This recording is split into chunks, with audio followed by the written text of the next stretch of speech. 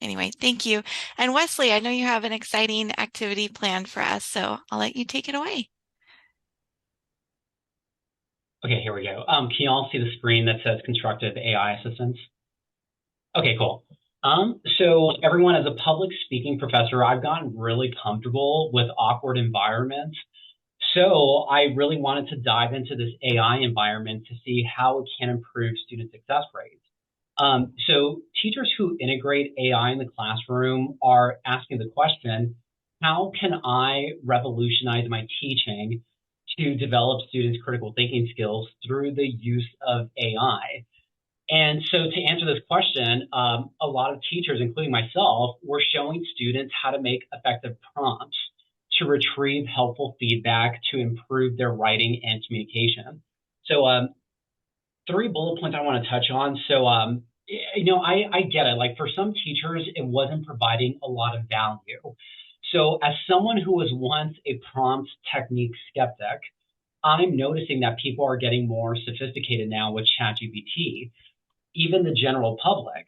There are evidence backed tips available to help students improve their results, their writing, and their critical thinking. So, the way I really love to incorporate ChatGPT in my classroom is I show students how to use AI to start their speech projects. So instead of developing a speech outline in one prompt, it's more like 20 prompts. And in a moment, I'll show you what those prompts look like. So for me, like honestly, I see AI as tools, kind of like as an extension of our creativity and capabilities. The calculator didn't replace the mathematician, the typewriter didn't replace the fiction author.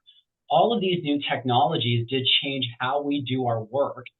And teachers who fight them end up being very frustrated later because they're no longer able to keep up in the new context of their fields. In my view, there are two options facing teachers. Either you show your students how to use ChatGPT in a responsible way, or any AI tool in a responsible way, or expect the students to abuse it. I really believe that students will be given far more examples of good writing because of AI.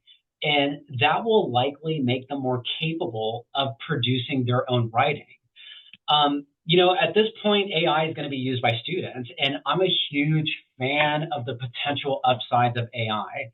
I do get some pushback from my colleagues, but everyone, I'm all about it. You got to embrace the change, and this is like one of the biggest disruptions in academia. It's really going to change the environment drastically.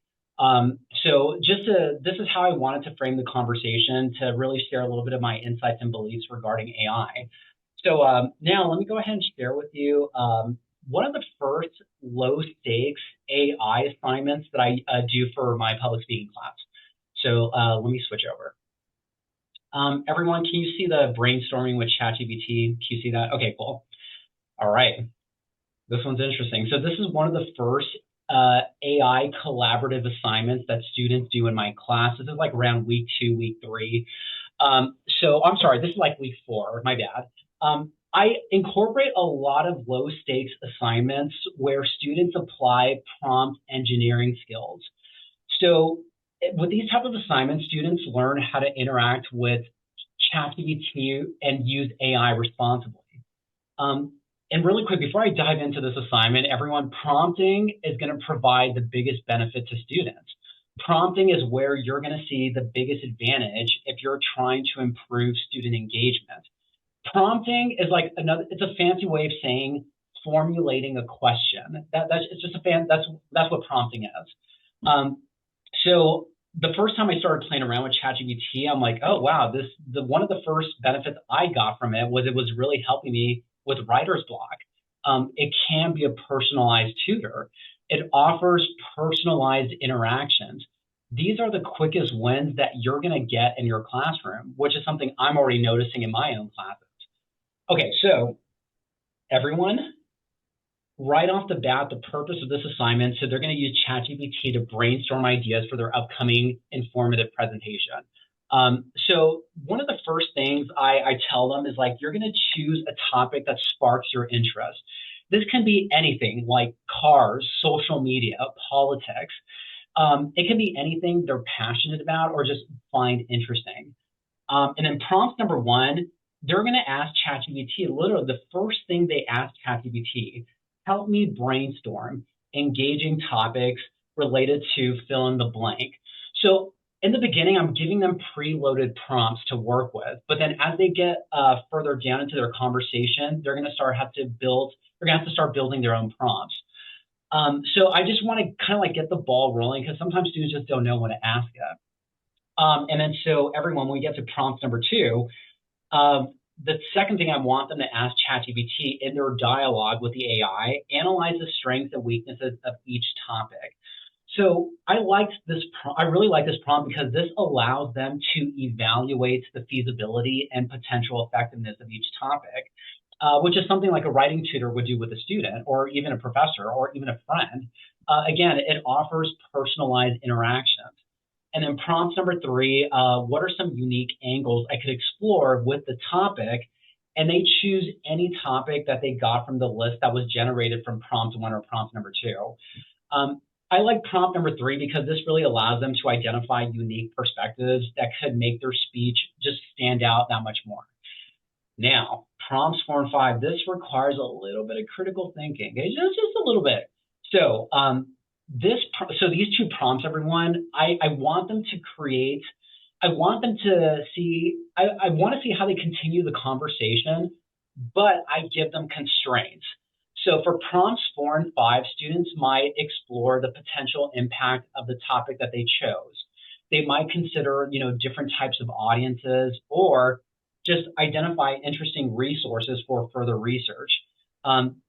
So students, like when they start playing around with the prompts, they start asking the questions, students really begin to see how to evaluate the content that AI generates, and then they start to consider how the AI's outputs can impact their original thoughts.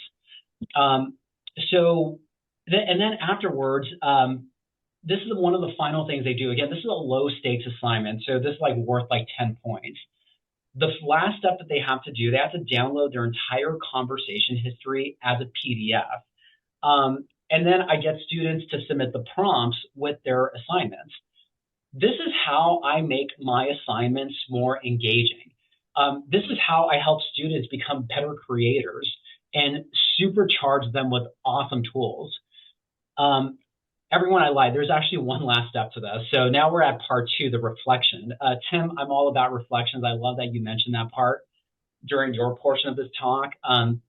So for this specific reflection, students will contemplate its helpfulness. Did they find the interaction with AI useful and productive? I love when students find a new way to approach work. It's great to see them gaining confidence too with the AI dialogue. And I love this assignment because by the end of this assignment, students will hopefully have solidified a captivating topic and a clear direction moving forward. Again, everyone, these are the quickest wins you're going to get in your classroom. And I started playing around with the AI thing because, honestly, coming out of the pandemic, there's so many concerns about how students communicate. So now we're moving into this new culture of student learning. There's new strategies that we're employing to better engage students. So personally, I've realized that I need to teach through stories, vulnerability, body language, even through AI to help students better understand the concepts that I'm teaching them, or just to help students perform better on assessments. I started playing around with all these different things to help with student engagement, student retention, and to help them perform better on assessments. Any questions so far about the reflection, part one, part two? Any questions about the grading rubric? I know I'm like, I only have like 2 minutes left. Alex, can I talk for like 2 more minutes? Of course, go for it. Okay, cool. There's just one more thing. I gotta share this one. So let's go here. Okay, can you all see the AI acceptable use scale? Okay, cool. So everyone, so what you see is a scale that demonstrates your level of comfortability with AI use in your classroom. And then so the column on the left, it's the different levels of AI use. So level 0 is like, no AI, get it out of my class. And then level 4 is like, I embrace that out of it, right? So in the column on the right, gives you a description of what each level entails. So everyone like I teach AI literacy in my class. So the biggest piece of advice that I want to share with everyone, like if you're going to teach AI ethics, you have to go over prompt engineering skills. So giving ChatGPT better prompts is a skill set that people are learning to do. The more specific you are, the better results you'll get.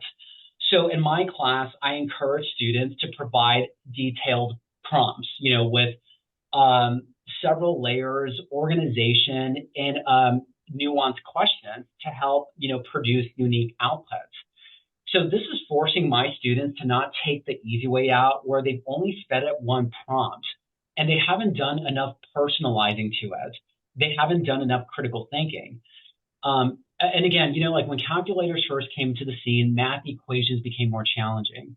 And with the introduction of AI, our assessment methods also need to step up. They also need to evolve. So I want to show how this scale is being put to use for some English professors.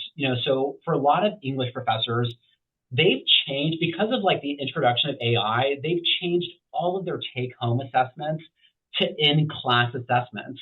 So students are now required to research, write, and refine their work in class. They can't do that back home anymore. But there are other professors who are like at a level 4. So the one that I just described, that's level 0. Like you're going to do all the writing in my class. That's level 0. Now, other professors who are at a level 4, they encourage students to consult AI for editing suggestions, and they're allowed to write their papers at home. But then they turn it back down to level 0. And I think this approach is really cool. So they go from level 4 to level 0. Once students come back into the classroom with their completed research paper, now students have to critique their completed work in class. I think this is really interesting because this approach allows teachers to check for consistency in the students' writing. And again, there's so many different ways teachers are approaching, these different levels. And so for me, I bounce from level 0 to level 4. Every assignment is different, and I make it very clear with my expectations multiple times, like, weeks leading up to the big project. Like, look, you can use AI for this, but then once you get to this step right here, that original thought really needs to kick in more. No more AI use at that point. So you got to make that expectation crystal clear. Otherwise, you're going to get Turnitin results that show 100%, 75%, and that's just like a pain in the ass. Sorry. And so speaking of that, Alex, I promise I'm almost done, just like one more minute. From my observations, many students are getting Fs or receiving harsh punishments for getting caught using AI irresponsibly. Even the ones who are using AI responsibly are being questioned. And we can't be so quick to punish our students when we're not even teaching AI literacy in our courses. So, I feel like we're still developing ways on how we can revolutionize our teaching to develop students' critical thinking skills. But in the meantime, I'm not afraid of it. I'm going to embrace it, and I'm going to use it for good, not for evil. Awesome. Wesley, thank you so much. I'm gonna just study that quote that you said about teaching with vulnerability when I do the captions. I really enjoyed with that. Really enjoyed that. Anyway, I want to be respectful of everyone's time. If you ever want help with AI, I'm here. And I'm sure our faculty colleagues are as well. Thank you all so much, and I'll talk to you all soon. Thank you. Bye, everybody. Bye. Bye. Thank you.